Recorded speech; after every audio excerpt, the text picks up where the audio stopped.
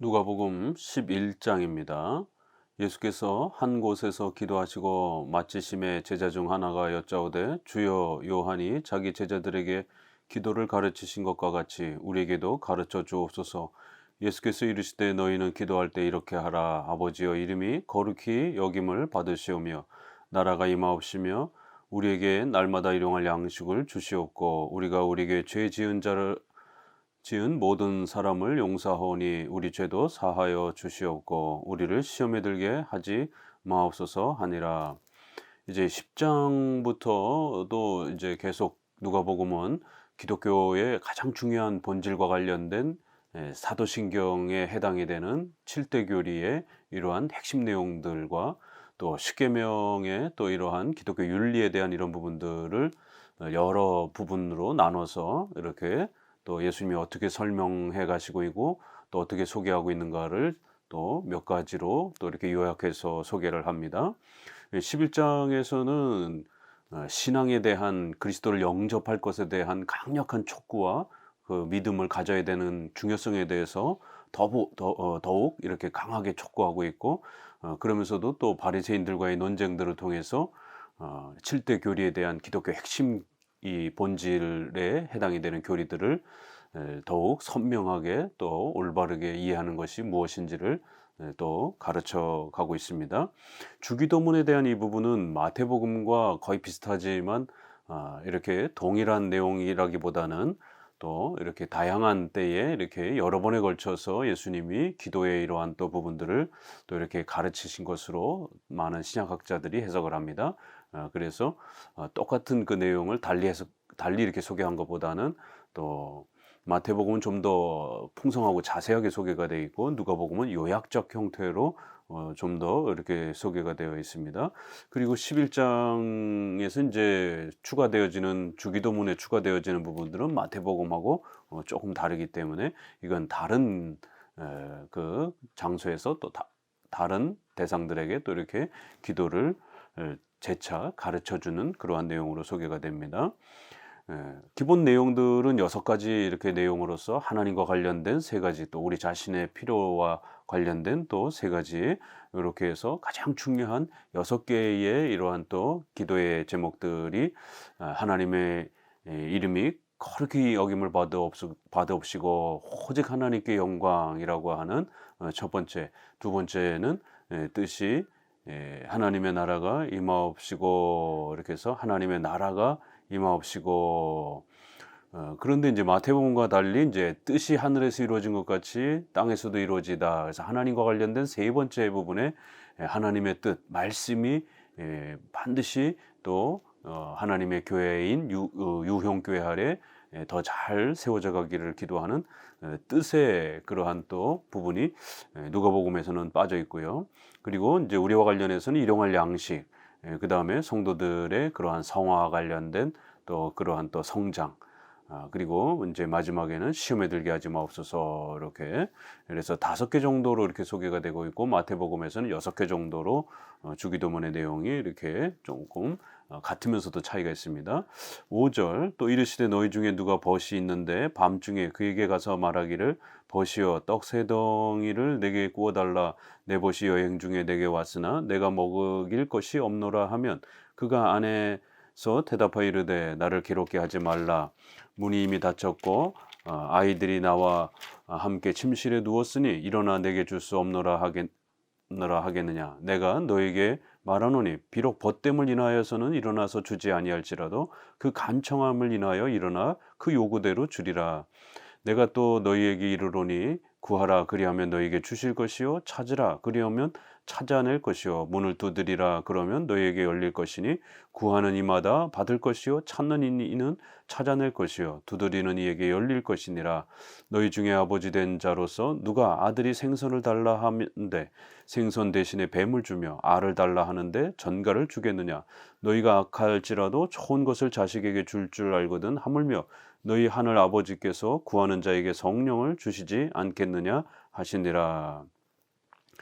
마태복음에서는 요 주기도문을 소개하고 또 이어서 우리가 우리에게 죄 지은 사람을 용서해 준 것 같이라고 하는 이 용서의 또 이러한 그 의미를 좀 더 풍성하고 깊게 소개하면서 이렇게 용서의 또 예를 소개하면서 70번씩 7번 이렇게 한없이 용서해야 되는 또 이러한 용서와 성화의 이러한 관계들을 아주 깊이 있게 다룹니다. 그러나 인제 누가복음에서는 주기도문을 소개하고 난 다음에 이 용서에 대한 부분들은 거의 언급되지 않고 지속적으로 계속해서 기도해야 되는 이 중요성, 기도의 이러한 또 열심과 또 기도의 열정, 또 기도를 중간에 포기하지 말고 끝까지 또 계속해서 반복해서 하나님을 더욱 의지하고 신뢰하면서 기도에 전념해야 되는 이제 요러한 부분들을 조금 훨씬 더 강조하는 이제 이러한 부분이 특징입니다.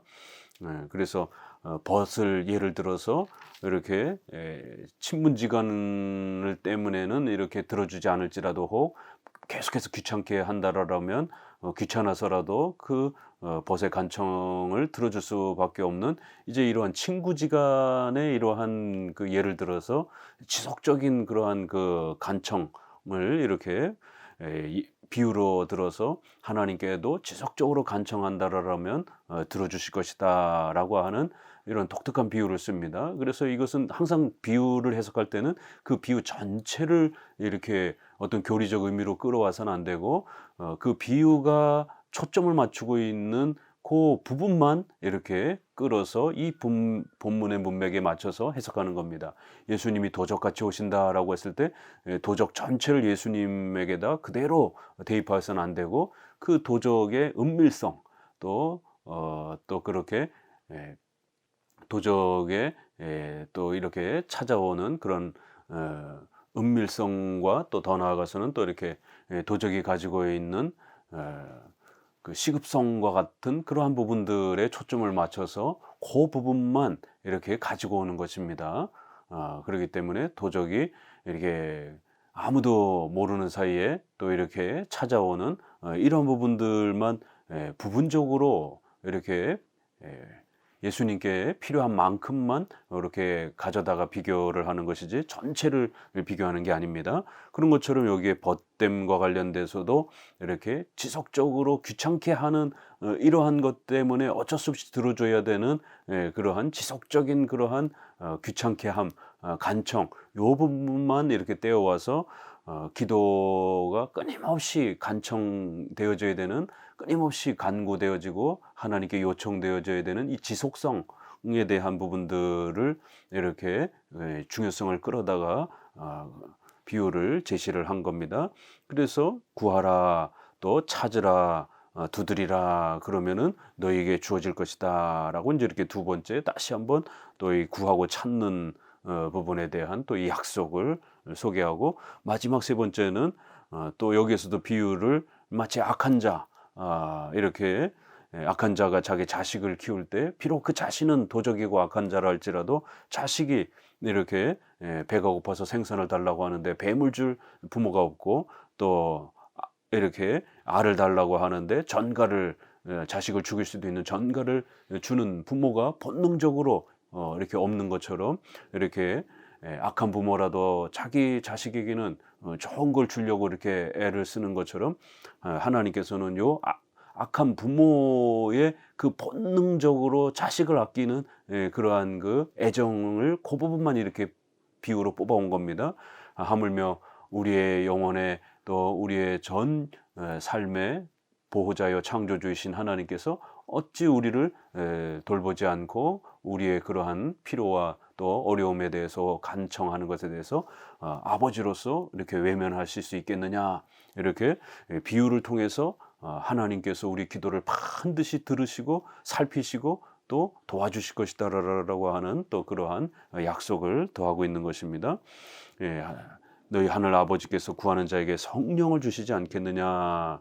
마태복음에서는 좋은 것을 주신다 이렇게 되어 있고 누가복음에서는 성령을 주신다라고 이렇게 표현해서 영육간에 우리에게 필요한 모든 그러한 또 부분을 주시기도 하시고 또 더 나아가서는 영적인 또 이러한 성령을 통해서 우리에게 주시는 그러한 풍성한 또 구원과 관련된 또 이러한 성화의 이러한 성령 충만함의 은혜들을 또 이렇게 최고의 그러한 또 선물로 이렇게 소개를 하면서 신령한 또 이러한 은혜들을 더욱 풍성히 우리에게 줄 것이다 이렇게 약속하면서 기도의 열심과 지속성을 강조를 합니다.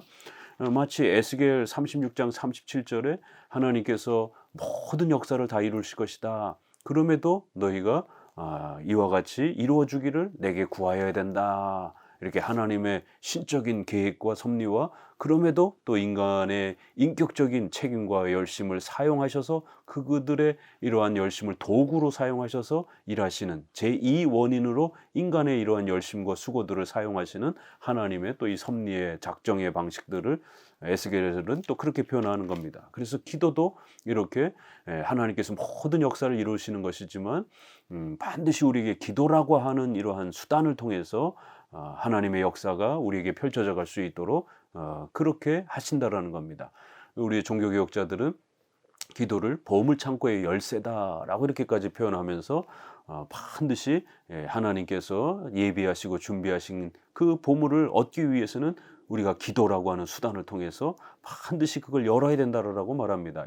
하나님은 그냥 거저 이렇게 주는 그런 나태함과 게으름의 이런 위험성이 있도록 그냥 그런 방식으로 주는 게 아니라 우리의 성도들의 또 책임과 또 의무가 더욱 잘 이렇게 집행될 수 있도록 우리의 인격을 도구로 사용하시기를 원하신다라는 거예요. 그래서 기도해야 주시겠다라는 겁니다. 그래서 기도하지 않으면 안 주신다라고 하는 반드시 기도해야 기도라는 수단을 통해서 우리 성도들이 더 성장해 가도록 하나님을 더 의존하도록 이렇게 기도라는 수단을 통해서 우리의 의식주의 모든 필요한 것들 또 성령 충만한 또 신앙의 은혜들 성화와 관련된 이런 은혜들도 기도해야 주신다라는 겁니다. 그래서 반드시 이렇게 기도에 전심전력하고 지속적인 포기하지 말고 끝까지 지속해야 할 것을 거듭 또 이런 구원과 관련된 중요한 원리로 성화의 원리로 또 이렇게 소개를 합니다. 14절 예수께서 한 말 못하는 귀신을 쫓아내시니 귀신이 나가매 말 못하는 사람이 말하는지라 무리들이 놀랍게 여겼으나 그 중에 더러는 말하기를 그가 귀신의 왕 바알세불을 힘입어 귀신을 쫓아낸다 하고 또 더러는 예수를 시험하여 하늘로부터 오는 표적을 구하니 예수께서 그들의 생각을 아시고 이르시되 스스로 분쟁하는 나라마다 황폐하여지며 스스로 분쟁하는 집은 무너지느니라. 너희 말이 내가 바알세불을 힘입어 귀신을 쫓아낸다 하니 만일 사탄이 스스로 분쟁하면 그의 나라가 어떻게 서겠느냐. 내가 바알세불을 힘입어 귀신을 쫓아내면 너희 아들들은 누구를 힘입어 쫓아내느냐. 그러므로 그들이 너희 재판관이 되리라. 그러나 내가 만일 하나님의 손을 힘입어 귀신을 쫓아낸다면 하나님의 나라가 이미 너희에게 임하였느니라. 강한 자가 무장을 하고 자기 집을 지킬 때에는 그 소유가 안전하되 더 강한 자가 와서 그를 굴복시킬 때에는 그가 믿던 무장을 빼앗고 그의 재물을 나누느니라. 나와 함께 하지 아니하는 자는 나를 반대하는 자요 나와 함께 모으지 아니하는 자는 해치는 자니라. 더러운 귀신이 사람에게서 나갔을 때 물 없는 곳으로 다니며 쉬기를 구하되 얻지 못하고 이에 이르되 내가 나온 내 집으로 돌아가리라 하고 가서 보니 그 집이 청소되고 수리되었거늘 이에 가서 저보다 더 악한 귀신 7을 데리고 들어가서 거하니 그 사람의 나중 형편이 전보다 더 심하게 되느니라. 그러면서 이제 바리새인들과의 또 본격적인 이런 또 논쟁과 바리새인들의 공격을 또 소개합니다. 예수님을 메시아로서 중보자로서 받아들이지 못하고 알아보지 못하는 이러한 불신앙의 이러한 유대인들에 대한 어리석음들을 아주 엄히 꾸짖고 책망하면서 예수 그리스도를 메시아로서 알아보지 못하는 것, 중보자로서 영접하지 않는 것은 가장 인간에게 있어서 인류에 있어서 가장 심각한 죄악이다라고 이렇게 책망을 하는 것입니다. 오히려 이 악한 불신앙자들은 예수님의 이러한 오심을 마치 귀신의 이러한 그 왕인 것처럼 바알세불을 힘입어 귀신을 쫓아낸다 이러면서 비아냥거리면서 마치 예수님의 이러한 권능과 능력이 오히려 귀신으로부터 온 것처럼 이렇게 오히려 예수님을 조롱하고 핍박하는 것을 보게 됩니다. 그러자 예수님은 이제 이러한 조롱을 오히려 우회적으로 이렇게 또 돌려서 거꾸로 돌려서 그들을 책망을 합니다. 강한 자 무장하고 있는 이러한 강한 자가 집을 지키고 있다라면 더 강한 자가 와서 그 강한 자를 무너뜨려야 그 집을 차지할 수 있는 것처럼 예수님께서 이렇게 더 강한 자로서 귀신을 무서워하는 이러한 인간을 빗대어서 그 귀신보다 더 강력한 자가 와서 그 귀신을 이렇게 파괴하고 무너뜨리는 그러한 바로 예수님이 메시아의 중보자임을, 예수님은 귀신보다 훨씬 더 강한 자임을 이렇게 또 설명하시는 것을 알 수가 있습니다. 그래서 하나님의 손을 힘입어 귀신을 쫓아냈다라면 하나님의 나라가 이미 너에게 임하였다. 바로 메시아를 통해서, 예수님, 메시아이신 예수님을 통해서 이렇게 너희들이 두려워하는 이러한 귀신을 강력하게 물리치고 파괴하는 이러한 모습을 너희가 보았다라면 메시아가 이 땅에 오셨다라는 것을, 중보자가 이 땅에 오셨다라는 것을 깨달아야 된다라는 것이에요. 귀신은 아무나 무너뜨릴 수 없기 때문에 이렇게 귀신을 무너뜨리고 파괴하는 이러한 강력한 이러한 증거는 분명히 예수님이 메시아라고 하는 이러한 증거를 우리에게 소개하고 있는 것입니다. 그렇기 때문에 나와 함께 하지 아니하는 자는, 예수님을 영접하지 않는 자는 결국 예수님을 거부하는 자라는 것이에요. 결국 메시아이신 예수님을 영접하고 받아들이는 것, 이것이 참된 신앙이다라고 이렇게 다시 한번 권면을 합니다.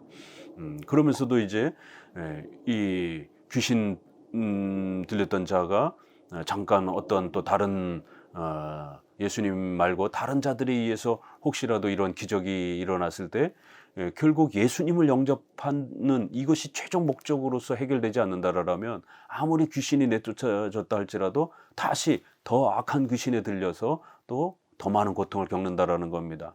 그렇기 때문에 이제 이 사건을 통해서 귀신이 내쫓아지는 그러한 엄청난 것도 중요하지만 더 나아가서 예수 그리스도께서 이렇게 그의 마음을 지배하시고 결국 성령께서 그의 심령을 새롭게 하심으로 그렇게 그리스도의 또 성령의 내주하심이 계시는 것이 인생에 있어서 가장 소중한 것이다라고 이렇게 결론을 내립니다. 결국 오늘 우리 시대에 이러한 귀신을 내쫓는 것을 따라하는 수많은 은사주의자들이라든가 축기회를 행하는 이러한 자들의 이러한 실수들도 여기 마지막 부분에 있는 것처럼 결국 그 귀신을 내쫓는 그 자체가 중요한 게 아니라 결국 예수님께서 이런 귀신을 내쫓으신 것은 귀신을 지배하는 그런 권세가 바로 메시아이신 그리스도에게 있다라는 것을 강력하게 그리스도의 신성을 증거하시면서도 결국 귀신 그 자체가 내쫓는 게 중요한 게 아니라 예수 그리스도를 영접하고 성령의 역사로 그의 심령이 새롭게 변화되어 그의 속사람이 완전히 새로운 사람으로서 거듭난 하나님을 섬기는 거듭난 사람이 되는 것, 이게 훨씬 더 중요한 것이다라고 이렇게 결론을 내려주는 것입니다. 아무리 귀신을 내쫓음을 당했다 할지라도 그의 마음속에 하나님에 대한, 그리스도에 대한 이러한 말씀에 대한 이러한 새로운 마음과 소망이 없다라면 그거는 결국 귀신이 잠깐은 이렇게 멀어져 갔어도 또다시 귀신이 그를 지배하면서 그를 영원한 비참 속에 두게 될 수밖에 없다라는 것입니다. 이런 귀신 내쫓는 사건을 통해서 예수 그리스도께서 신성을 가지신 그러한 메시아임을 증명하면서도 또 가장 소중한 인간에게 복은 결국 예수 그리스도와 함께하는 것, 이것이 가장 중요한 것임을 거듭 강조합니다. 27절에서도 이 말씀을 하실 때 무리 중에서 한 여자가 음성을 높여 이르되 당신을 뵌 태와 당신을 먹인 젖이 복이 있나이다 하니 예수께서 이르시되 오히려 하나님의 말씀을 듣고 지키는 자가 복이 있느니라. 이렇게 다시 한번 또 누가복음에서만 독특하게 언급하는 겁니다. 마리아, 예수님의 어머니인 마리아는 예수님을 그렇게 잉태했기 때문에 육신적으로 얼마나 더 하나님께 큰 복을 받았을까, 이렇게 해서 마치 예수님을 잉태한 그 자체만이 가장 대단한 복인 것처럼, 물론 예수님을 잉태한 것은 큰 혜택이고 복이지만 그러나 더 중요한 것은 이런 육신적인 이런 혜택보다도 말씀을 듣고 지키는 것. 이게 누가복음에서는 요 표현이 굉장히 의도적으로 많이 강조가 됩니다. 말씀을 듣고 지키고 순종하는 것. 그것이 바로 하나님을 만나는 방법이요, 우리가 구원받는 가장 중요한 기독교의 원리다라는 것을 거듭 강조합니다. 29절.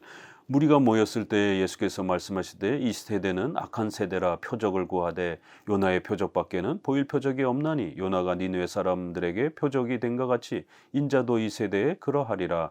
심판때에 남방 여왕이 일어나 이 세대 사람을 정죄하리니 이는 그가 솔로몬의 지혜로운 말을 들으려고 땅끝에서 왔음이거니와 솔로몬보다 더 큰 이가 여기 있으며 심판때에 니느웨 사람들이 일어나 이 세대 사람을 정죄하리니 이는 그들이 요나의 전도를 듣고 회개하였음이거니와 요나보다 더 큰 이가 여기 있느니라. 이렇게 계속해서 외적인 이러한 표적이나 기적이나 이런 거에 이렇게 심취되는 것이 기독교가 아니라 더욱 중요한 것은 바로 예수 그리스도, 바로 요나의 요나보다 더 큰 이런 표현들, 또 이렇게 예수 그리스도를 영접하는 것이 훨씬 더 중요한 것이다라고 이렇게 거듭 강조를 합니다. 인간은 이렇게 자꾸만 어떤 신비 체험의 욕망을 갖고 있기 때문에 그런 거를 자꾸 기대하지만 기독교란 그런 신비 체험을 주는 것이 아니라 말씀을 깨닫고 그 말씀을 통해서 예수 그리스도가 누구이신지를 알고 그 예수님을 영접하고 예수님을 사랑하는 것, 이것이 기독교의 본질이다라는 것을 이렇게 몇 차례의 비슷한 비유를 통해서 거듭 강조합니다. 이 눈에 대한 비유도 마찬가지입니다. 33절에 누구든지 등불을 켜서 속에나 말 아래에 두지 아니하고 등경 위에 두나니 이는 들어가는 자로 그 빛을 보게 하려 함이라. 내 몸의 등불은 눈이라. 내 눈이 성하면 온 몸이 밝을 것이요 만일 나쁘면 내 몸도 어두우리라. 그러므로 내 눈 속에 있는 빛이 어둡지 아니한가 보라. 내 온 몸이 밝아 조금 더 어두운 데가 없으면 등불의 빛이 너를 비출 때와 같이 온전히 밝으리라 하시니라. 이 등경 촛대 위에다가 두는 그러한 이 불에 대한 비유도 마태복음에서는 복음이 이렇게 숨기지 아니하고 온 세상에 밝게 비춰질 것이다라고 하는 복음의 그 확장성을 이렇게 좀 강조했다라면, 비슷한데 여기서는 오히려 예수 그리스도를 반드시 영접해야 우리가 완벽히 새로운 그러한 어둠에 있지 아니하고 빛과 같이 밝아질 것이다 라고 하는 그리스도를 영접하라라고 하는 신앙에 대한, 믿음에 대한 강력한 촉구를 초점을 맞추고 있습니다. 내 몸의 등불은 눈이라 이러면서 내 눈이 성하면 온몸이 밝을 것이라는 것이에요. 이렇게 눈에다가 비유를 하면서 어둠 가운데 있으면 부패한 인간은 눈이 어두워져서 아무것도 보지 못하는 겁니다.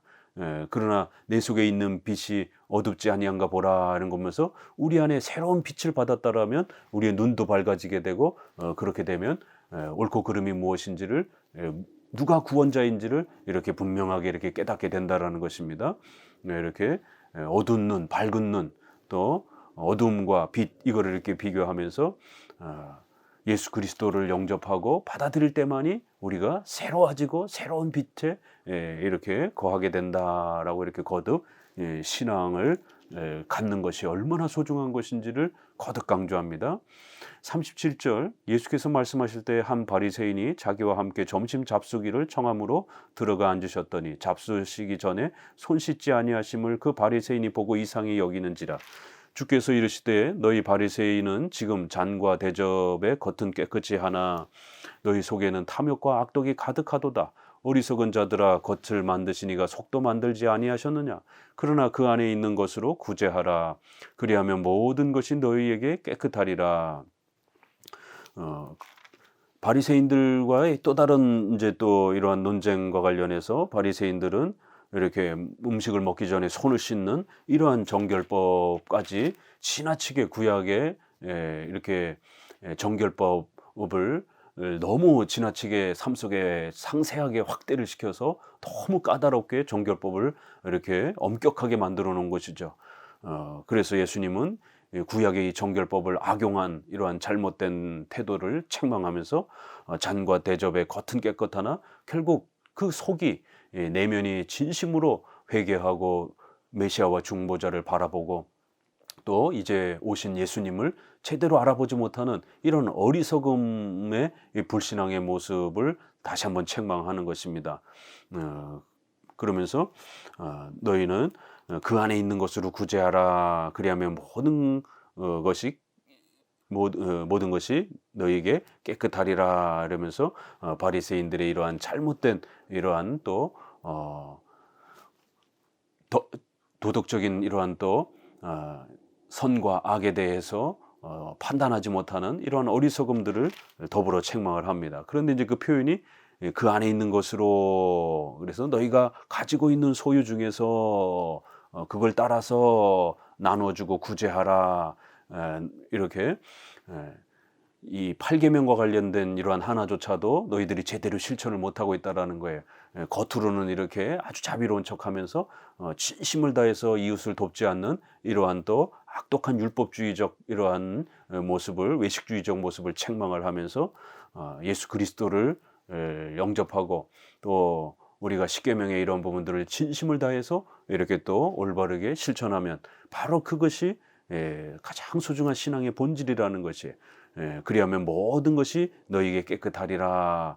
이것은 선행을 우리가 많이 하면 우리가 깨끗해진다, 우리가 구원받는다, 이런 것이 아니라 항상 신약에서는 이렇게 결과를 원인처럼 이렇게 돌려서 강조하는, 이렇게 성화의 이러한 그 부족함을 빌어서 결국 너희가 나쁜 악한 인간이기 때문에 이러한 거룩함이 없는 것이다 라고 이렇게 돌려서 책망을 하는 것입니다. 칭찬을 할 때도 우리가 착한 일을 많이 하면 마치 그것 때문에 우리가 구원받은 것처럼 우리의 노력과 성화에 대해서 아주 마음껏 이렇게 엄청나게 칭찬해 주시는 것처럼, 반대로 성화의 이러한 도덕과 윤리에 대한 부족함을 오히려 먼저 책망하면서 그들의 불신앙을 이렇게 역으로 책망을 하는 이런 역설적인 그러한 기법입니다. 표현법입니다. 자, 그러면서 아주 호되게 화 있을진저 저주에 대한 책망이 6가지로 소개가 됩니다. 마태복음에서는 7가지로 이 화 시리즈라고 하는 저주 시리즈가 소개가 되는데, 누가복음에서는 6개 형태로 이 바리새인들이 악독하게 율법주의로 구약의 율법도 잘못 곡해했고, 그러므로 인해서 신약에 오신 예수님도 제대로 바라보지 못하는 인간의 그러한 공로주의에 빠져서 마치 자기들의 공로와 노력으로 구원을 얻는 것처럼 이렇게 착각하고 있는 것을 호되게 책망하는 것을 봅니다. 42절, 화 있을진저 너희 바리새인이여, 너희가 박하와 운양과 모든 채소의 11조는 드리되 공의와 하나님께 대한 사랑은 버리는도다. 그러나 이것도 행하고 저것도 버리지 말아야 할지니라. 화 있을진저 너희 바리새인이여, 너희가 회당의 높은 자리에와 시장에서 문안받는 것을 기뻐하는도다. 화 있을진저 너희여, 너희는 평토장한 무덤 같아서 그 위를 밟는 사람이 알지 못하느니라. 한 율법교사가 예수께 대답하여 이르되, 선생님, 이렇게 말씀하시니 우리까지 모욕하심이니이다. 이르되, 화 있을진저 또 너희 율법교사여, 지기 어려운 짐을 사람에게 지우고 너희는 한 손가락도 이 짐에 대지 않는도다. 화 있을진저 너희는 선지자들의 무덤을 만드는도다. 그들을 죽인 자도 너희 조상들이로다. 이와 같이 그들은 죽이고 너희는 무덤을 만드니 너희가 너희 조상의 행한 일에 증인이 되어 옳게 여기는도다.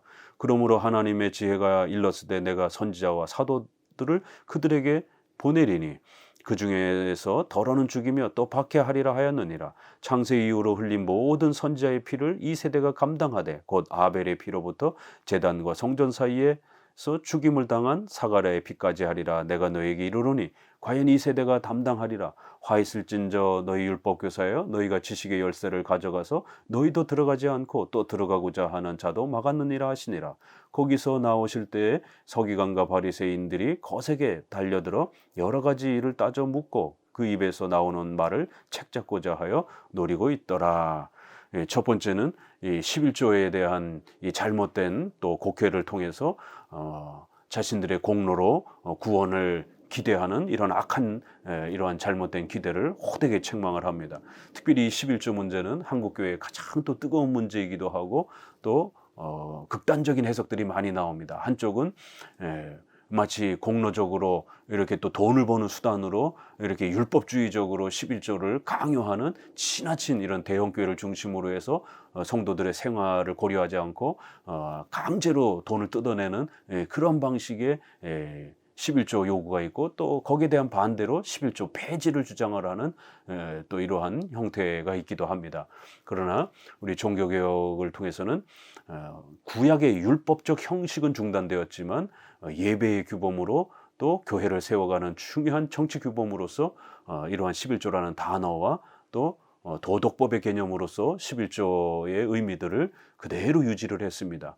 제세례파만이 11조 폐지를 주장을 한 겁니다. 그렇기 때문에 오늘날 우리 종교개혁자들이 자발적 의무헌금 이렇게 분명히 자발성이 기초가 되는 거예요. 그러나 그럼에도 불구하고 세례받은 신자라면 의무적으로 또 하나님의 교회를 책임지고 지켜가야 될 또 예배로서의 신앙적 규범으로서 11조를 도덕법으로 폐기된 것이 아니라 도덕법 개념으로 교회 안에 또 이렇게 지켜가면서 교회를 세워가야 되는 중요한 또 신앙의 원리로 소개를 한 것입니다. 그래서 예수님도 이것도 행하고 저것도 버리지 말아야 할 것이다 라고 하는 아주 기가 막힌 설명을 한 것이죠.